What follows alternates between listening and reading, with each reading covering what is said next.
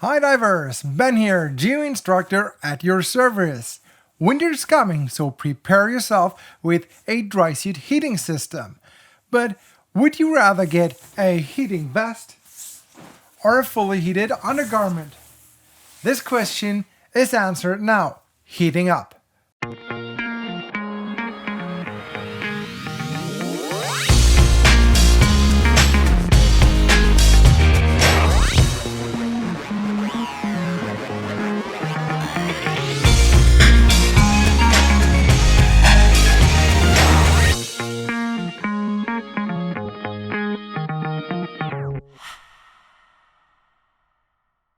Winter is coming, and if you like to dive cold places like freshwater lakes in Northern Europe or Northern America, you will most likely use a dry suit anyway. And if you're aiming for really long dives, it might be a good idea to get an active heating system too. There are several on the market, but one of the best known and liked one is the Senti heating system. Senti offers a heating vest, like this, and a full heated undersuit, like this. And the question I get asked often is which one to get? Which one makes more sense? The smaller vest or the whole bodysuit? Just as a short disclaimer, both the vest and the suit were sent to me for free for this video, not by Senti, but by a dive shop called Faszination Tauchsport, which is located in Munich, Germany, and quite frankly is one of the best dive shops I know for technical divers and ambitious recreational divers. However, I'm not allowed to keep them, and I'm not being paid for this video, and as always, I do not recommend things I don't honestly believe in. Before we come to the actual comparison of the heating systems, let's talk about preparations you need to take and the things you need to have to get them working. Let's start with the battery. Apparently, you need a battery to run the heating vest and the suit alike. Senti is offering own batteries, but any other battery that meets the manufacturer's requirements is just fine. The Senti batteries come as 6 Ah and 24 Ah versions. Still, using another manufacturer's battery with higher capacity, for instance, might be advisable if you need the heating system for longer time or several dives in a row without the possibility to charge the battery in between the dives. We're talking about energy consumption and burn times later in this video anyway. No matter which battery you use, it should run on a nominal voltage of 12 volts, which most batteries for canister lights do anyway. But to avoid any problems, check beforehand if your battery is suitable for the systems. Now we have to get the electric current from the battery to the heating system itself. Standard EO cords are used for this purpose, so you can easily disconnect yourself from the battery when donning or doffing your equipment, or in case of malfunction of the battery, for instance. Battery malfunctions are the reason I do not recommend heating systems with an internal battery. Depending on the type of cell you use, it can happen, especially with lithium-ion batteries, that they catch fire, especially when in contact with water, which can happen in case the dry suit floods. Often, these cells are not extinguishable with water. Check out the link up in the corner to see a video about the reaction of lithium with water. I'm sure you don't want that inside your suit without the possibility to remove it. Even if it's difficult, a burning battery canister can be removed from your belt. And even if not, at least it's not burning directly on your skin inside your dry suit, which is filled most likely with nitroc 32. So the battery canister is connected via EO cords to your suit. The cable needs to be routed inside the suit to be connected to the heating system. This is done by a modification of the dry suit's inlet valve. Senti offers two options here. First, you have this connector.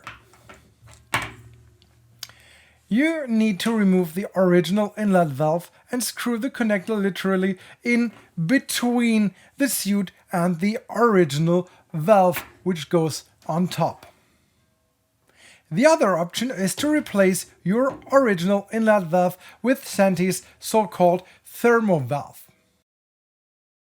The thermo valve is basically the inlet valve and the connector combined. Both options work fine. The connector is a bit cheaper, the thermo valve has a lower profile because it's combining the connector and the valve. And with the connector, the valve comes on top, so the profile is a bit bigger.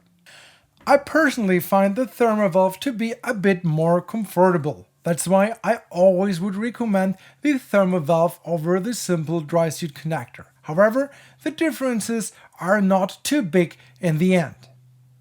Now, the EO cord from the canister can be connected to the valve and the valve to the heating system. Done. So when you go diving, you first put on your heating vest or suit, then the dry suit. Before closing the dry suit, you connect the heating system to the thermo valve or the connector on the inside. Then you finish dressing up and lastly connect the battery canister to the thermo valve or connector on the outside, and then you're good to go. So far, both systems, the vest and the full suit, are the same. But what are the differences? Apparently, the heated area is different since the full heated suit does not only heat the torso, but as well arms and legs. One can assume the full heated suit consumes more energy than the vest, which results in different runtimes. In order to estimate the runtime, it's important to know the amount of energy that's inside your battery. This is typically expressed as watt-hours or ampere-hours, and the amount of electric discharge, literally the amount of energy that is removed from the battery when the heating system is used. The easiest way to calculate for this is to know the amount of electrical current that's literally flowing through the EO cord when the heating system is running. This can easily be measured using a multimeter. Unfortunately, the multimeter cannot measure the current that's flowing through the EO cords when both wires of the EO cords are inside the multimeter at the same time. That's why I had to split up both wires like this, and then I can measure the wires separately, which gives us an accurate measurement of the current. Let's first check the heating vest. So I put the cable inside the multimeter, making sure that we don't have a short circuit here. And if I switch on the battery now,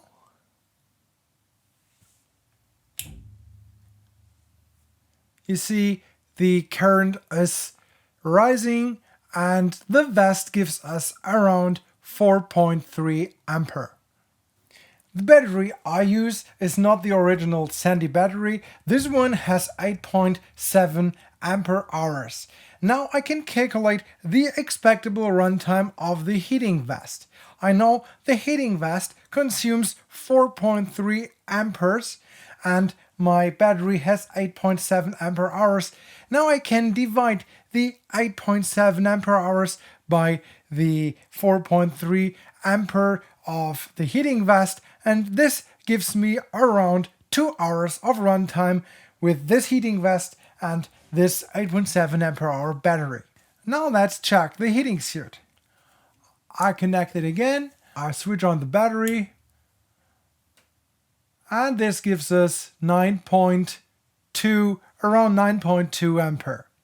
That means the energy consumption of the full heated suit is around twice, a little bit more than twice as high as the energy consumption of the heating vest.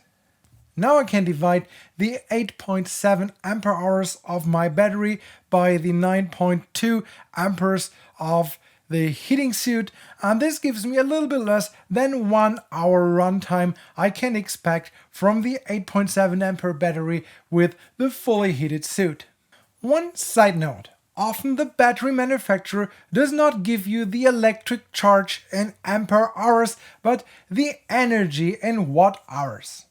According to Ohm's law, by dividing the watt hours by the nominal voltage of the battery, you get to the ampere hours. I know that this is very much simplified, but as a rule of thumb to estimate the runtime quickly, I think it's sufficient. Anyway, you can see that the heated suit consumes a little bit more than double the energy the vest consumes, meaning that with the exact same battery, the runtime should be roughly only half. To do equally long dives, you will need a larger battery in terms of electric charge, and larger batteries are usually heavier, more expensive, and most important for most of you, they are more restricted if you want to take them on a plane. Typically, airlines allow lithium-ion batteries up to 100 watt-hours without previous registration, and they don't allow them typically above 160 watt-hours. Just keep in mind, my 8.7 ampere hour battery equals to around 90 to 100 watt-hours, so this would be the maximum I can take on a plane, and with the heated vest I can run this for 2 hours, with a fully heated suit just 1 hour or even a little bit less than 1 hour.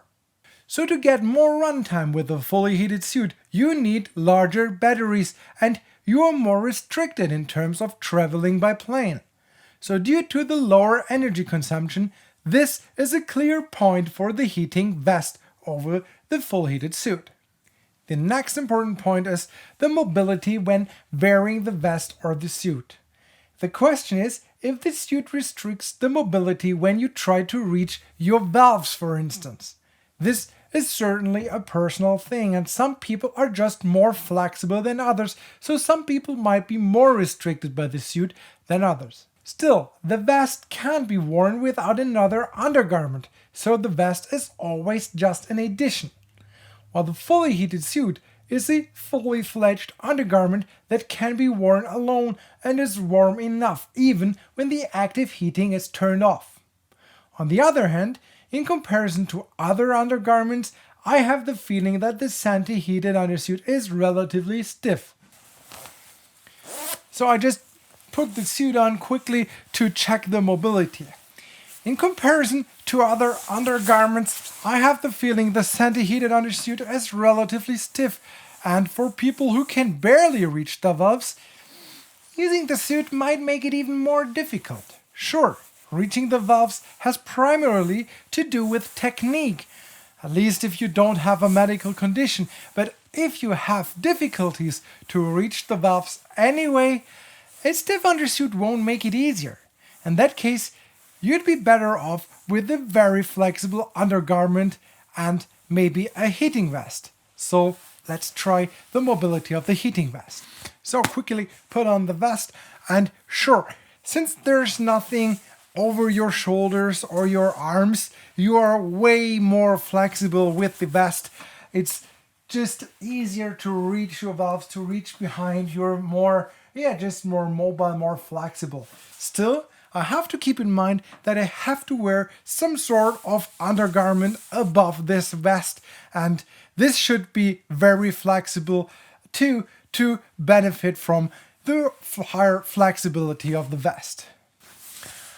As next topic, let's talk about the price. The heating vest comes at around 220 euro, while for the heated suit you need to pay around 520 euro. So we have a price difference of around 300 euro.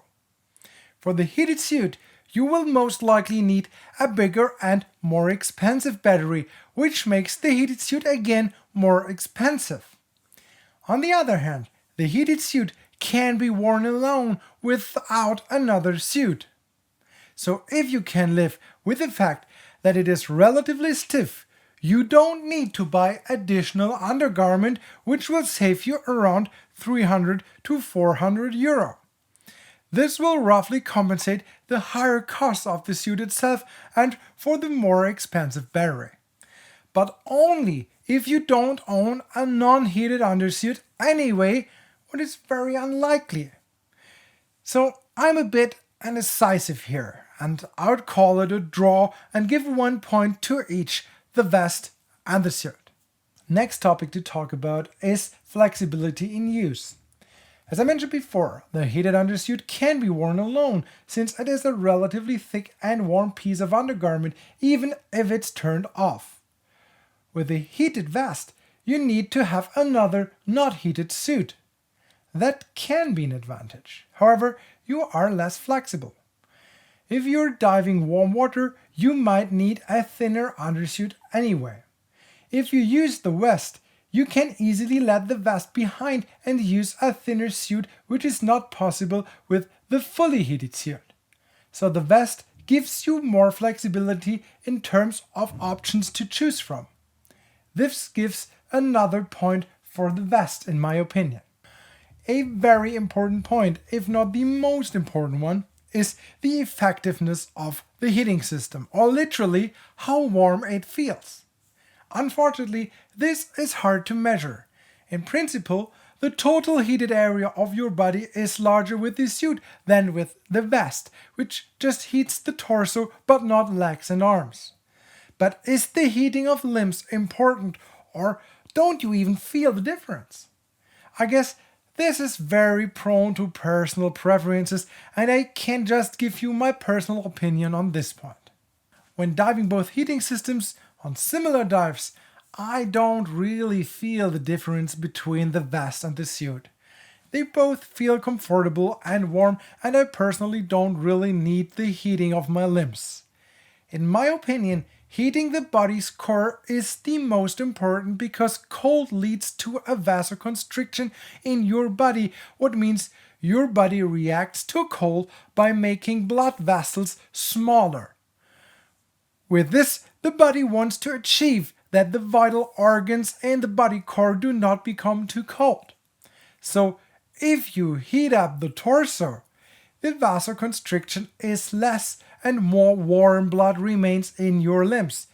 This in turn makes your feet and hands feel less cold, at least in my experience. Please leave a comment below and tell me what your experiences with heating vest and full heated suits are. However, I'm not very susceptible to cold, so maybe someone who feels cold fast might benefit from the full suit. This would be a draw from me, so 1 point for the vest and 1 for the full suit. Still, I like to make it a bit more comparable for you guys, so I'd like to measure if both the vest and the full suit heat your body equally or if one is hotter than the other. The easiest method to measure this is a pyrometer, which measures the infrared irradiation emitted by a surface. I'm going to measure the surface of the vest on the back and the chest after letting it run for 10 minutes. Then I do the same with the full heated suit. Additionally, I'm going to measure the arms and legs on the full suit to see if there is a difference between the limbs and the torso part of the suit. So I connect everything, the battery with the O cord to the thermal valve and the thermal valve to the vest. Now we switch it on and let it sit for 10 minutes.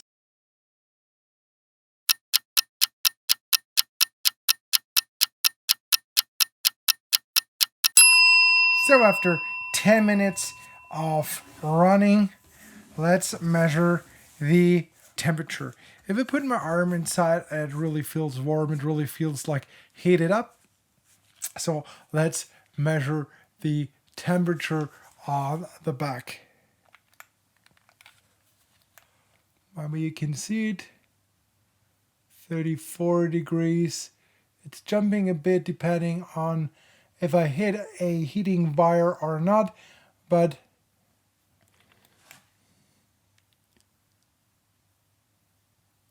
.4 on the back, and the chest part is even a bit warmer. It's 36, 35. It's almost the same temperature. It's around 35 degrees, 35, 36 degrees on the chest and the back of the heating vest. So now let's do the same with the suit.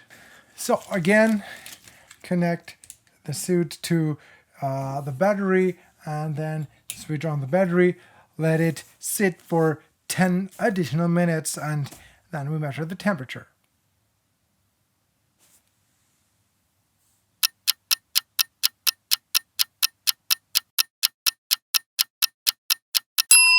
So welcome back after 10 minutes.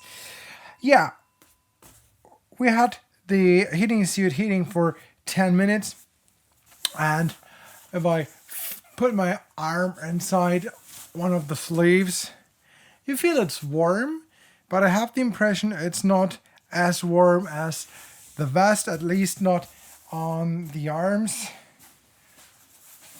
I can try the same with the legs. They even feel a little bit colder. I think it's not heated in the lower part of the legs. It's just heated on the upper part. Inside the suit, it's nicely warmed up. Still, I have the impression that it's not as hot as the vest. So, just let's measure this.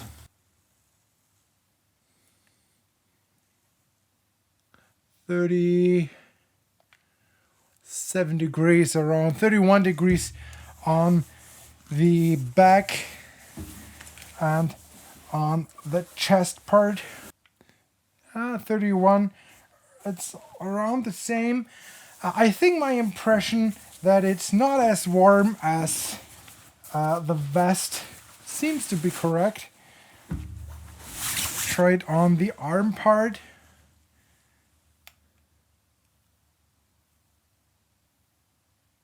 Same 30, 31 degrees, depending how close you get to one of the wires. If I go to one of the legs, it's the same, it's 31 degrees around.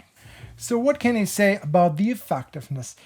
The vest is a little bit warmer than the suit, at least the peak temperature I can measure with the parameter. Does that mean the suit feels less warm than the vest? To be honest, I think when diving you don't really feel a big difference. However, when I dive with the vest, I have the impression if you turn it on the deco stop, you really feel that it's getting hotter, and you don't really feel it that distinctly with the full heated suit. So in terms of effectiveness, this would be a point for the vest. So let's sum it up. The heating vest is really warm and comfortable, and even a bit warmer than the full heated suit, which I didn't expect. The downside of the suit is its stiffness, and especially when you lack in mobility, it might be harder to reach your valves, for instance. The vest is here more flexible and makes your life easier. The suit is only suitable for really cold water because it's very thick and warm even if the heating is turned off. So you will need another thinner suit if you dive warmer water anyway. If you already own pieces of undergarment, the vest is a nice add-on to add active heating to your equipment. You're a bit more flexible in terms of usability. You can just leave it behind if it's too warm and wear just your normal undergarment. This is not an option with a fully heated suit, since you commonly use it alone with no other pieces of undergarment. When it comes to the price, the full heated suit is much more expensive. Not only the suit is more expensive, but you will need a bigger and more expensive battery since the suit consumes much more energy. You'll find links to both the vest and the full heated suit as well to the different valve options in the comments below. So who should buy the full heated suit? This one is for everyone diving almost all the time in extremely cold water. You need to invest a bit more money, but then this suit doesn't only heat up your torso, but also your arms and legs, even if the peak temperature is slightly lower than with the vest. One additional point here is that the full heated suit has plugs to plug in the Senti heated gloves, so you don't need to run cables through your dry suit, which you need to do if you want to use the heated gloves with the vest. The vest is perfect for divers diving cold and warm water alike who just want to be more flexible in terms of usability. You dive your non-heated undergarment primarily and use the vest to upgrade it for more comfort if it's going to be really long and cold. It might feel even a bit hotter on your skin, but it does not heat your arms and legs. But you can save some money on the vest itself and the battery. If you like to go for heated gloves, you can use them, but routing the cables through your suit is a bit more difficult. If you ask me personally, I like the vest a bit more, since I dive cold and warm water alike. I'm not so susceptible to cold, I don't use heated gloves, and I like to be flexible in use. Please leave me a comment which one you would prefer, and if you miss another piece of information on the vest or the full heated suit, I'm happy to answer your questions. In the meantime, watch my other videos. See you there.